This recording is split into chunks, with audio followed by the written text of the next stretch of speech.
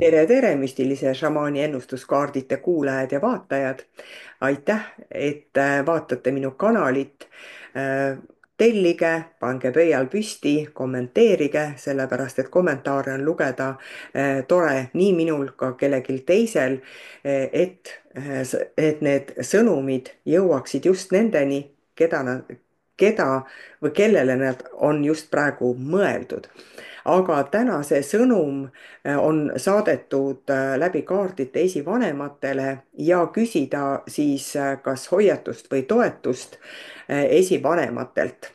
Ja esimene kaart, number 4, täiesti toetus esivanematelt olemas sinu tundub küll, et need suhted, mis sul praegu on, et nagu sa oleksid mõelnud oma esivanemate peale või keegi on öelnud, et noh, ma ei tea, kas see mees või naine, see küll meeldiks vot sellele, kes on juba kaduva teed läinud, ja samas siis see esivanem peegeldab ka tagasi, et jah, ta on nagu selle suhtega või selle olukorraga, mis parasjagu on, ta on hästi rahul ja rõõmus.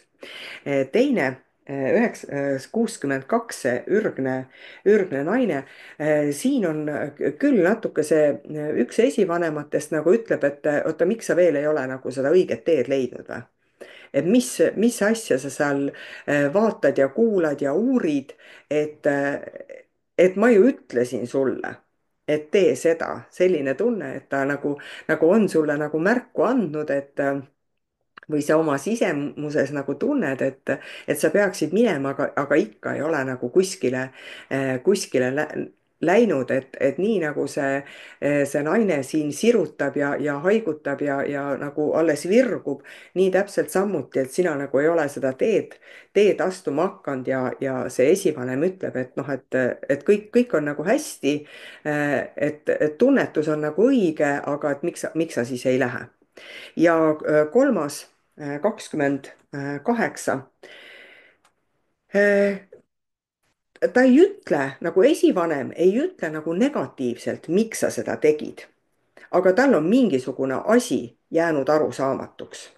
kuigi ta näeb ja tunnetab, mida sa seda teed, et sa oled seda noh, midagi teinud, aga ta ei saa nagu aru.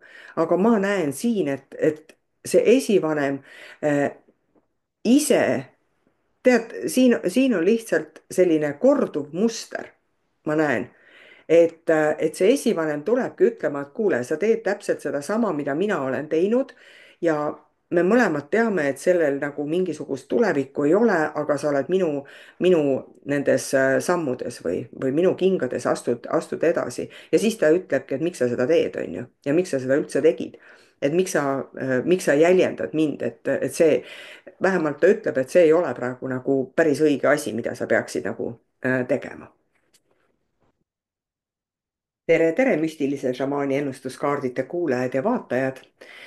sinu ees on 3 kaarti ja kaartidele andsin ma sellise ülesande peegeldada sinu esivanemate sõnumit sulle, et kas need on toetuseks või hoiatuseks, aga ma arvan, et ükskõik kuidapidi, siis sina ise tead, mida sealt välja lugeda.